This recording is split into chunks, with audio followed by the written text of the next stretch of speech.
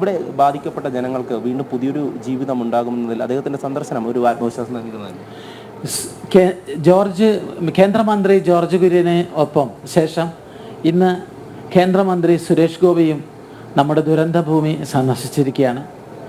അദ്ദേഹം നൽകിയിട്ടുള്ള ഉറപ്പ് സംസ്ഥാന ഗവൺമെൻറ്റിൻ്റെ സഹായത്തോടു കൂടി, കേന്ദ്ര ഗവൺമെൻറ്റിൻ്റെ വലിയ പിന്തുണയോടുകൂടി ഈ നഷ്ടപ്പെട്ട ജനങ്ങൾക്ക് ജീവിതം തിരിച്ചു നൽകാനുള്ള വൻ പദ്ധതികൾ ആസൂത്രണം ചെയ്യുമെന്നുള്ളതാണ്. അദ്ദേഹം ഇവിടുത്തെ സൈനികരുടെയും അതുപോലെ തന്നെ പോലീസിൻ്റെയും വിശേഷിച്ച് നമ്മുടെ സേവന പ്രവർത്തകരുടെയും എല്ലാം റെസ്ക്യൂ പ്രവർത്തനങ്ങളെ അഭിനന്ദിക്കുകയുണ്ടായി. പക്ഷേ മാധ്യമങ്ങൾ പൊതുവെ അദ്ദേഹത്തോട് ചോദിച്ച ഒരു ചോദ്യം, ഇതൊരു ദേശീയ ദുരന്തമായി എന്താണ് പ്രഖ്യാപിക്കാത്തതെന്ന്. അദ്ദേഹം അതിന് കൃത്യമായ മറുപടി നൽകിയിട്ടുണ്ട്. പക്ഷേ നമ്മൾ പൊതുവെ വയനാട്ടുകാരോട് എനിക്ക് പറയാനുള്ളത്, ദേശീയ ദുരന്തം എന്നുള്ളത് ഒരു ടെക്നിക്കൽ നാമം മാത്രമാണ്, ഒരു സാങ്കേതിക പ്രയോഗം മാത്രമാണ്.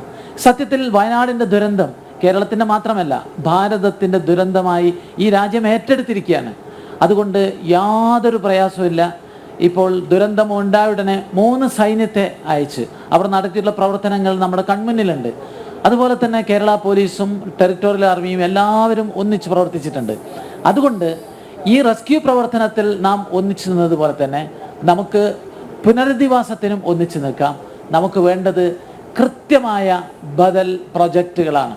അത് കേരള സംസ്ഥാന ഗവൺമെൻറ്റുകൾ ഒരു മേശയ്ക്ക് ചുറ്റുമിരുന്ന് എക്സ്പേർട്സിൻ്റെ സഹായത്തോടു കൂടി ഒരു നല്ല പ്രൊജക്റ്റ് തയ്യാറാക്കുകയാണെങ്കിൽ അത് ഒരുപക്ഷെ ഇന്ത്യ കണ്ട മഹാദുരന്തങ്ങളിൽ ഒന്നായിട്ടുള്ള ഈ വയനാട് ദുരന്തത്തിൽ ഇന്ത്യ കണ്ട ഏറ്റവും മഹത്തായ ഒരു പുനരധിവാസം തന്നെ ഇവിടെ നടക്കും. തീർച്ചയായും അദ്ദേഹം ഈ ഉദ്യോഗസ്ഥരെല്ലാം ഈ കാര്യങ്ങൾ വിലയിരുത്തിയിരുന്നു. അവിടെ മുകളിലേക്കൊക്കെ എത്തിയിരുന്നു, ആരോഗ്യ പ്രശ്നങ്ങൾ ഉണ്ടായിരുന്നു. എന്നിട്ട് പോലും അദ്ദേഹം ഈ പ്രദേശത്തേക്ക് എത്തിയെന്നുള്ളതാണ്. ഈ ഒരു പുനരധിവാസം അത് വിവിധ സന്നദ്ധ സംഘടനകളും അതോടൊപ്പം തന്നെ യുവാക്കളൊക്കെ ഈ രക്ഷാപ്രവർത്തനത്തിൽ ഏർപ്പെടുന്നുണ്ട്. അപ്പോൾ ആ രക്ഷാപ്രവർത്തനം നടത്തുന്നവരോട് എന്താണ് പറയാനുള്ളത്? ഇത് വലിയ മാതൃകയാണ്. ഇത് ഇന്ത്യക്കും ലോകത്തിനും മാതൃകയാണ് കേരളത്തിലെ യുവാക്കളുടെ സന്നദ്ധ പ്രവർത്തനം.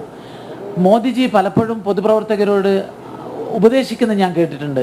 രാഷ്ട്രീയ പ്രവർത്തനത്തിൻ്റെ രൂപവും ഭാവവും മാറ്റേണ്ട സമയമായി.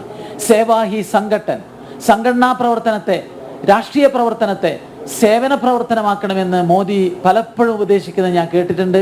അതിന് അന്വർത്ഥമാക്കുന്ന പ്രവർത്തനമാണ് കേരളത്തിലെ യുവത, പ്രത്യേകിച്ച് ജനങ്ങൾ നടത്തിയിട്ടുള്ളത്. അതൊരു മാതൃകാപരമായ സേവന പ്രവർത്തനം തന്നെയാണ്.